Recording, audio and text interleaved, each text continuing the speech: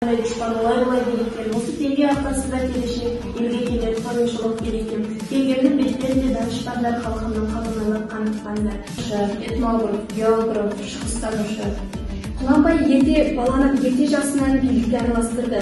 Қазақ әдебиеті мен мәдениетіне Абай Құнанбайұлы өз үлесін қосты. Абылай хан 1711-1871 жылдары өмір сүрген. Абылай хан өз заманының саяси дипломат қайраткері.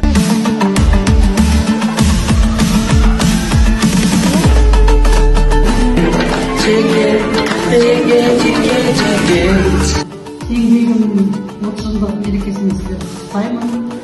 Сіздер қайда барсақ та теңге, ақша деп жатырмыз. Бұл біздің өмірімізбен тығыз байланысты, жалпы барлығымызбен тығыз байланысты. Ол бала бола ма, ол ата-ана бола ма, ол мұғалім бола ма, оқушы бола ма,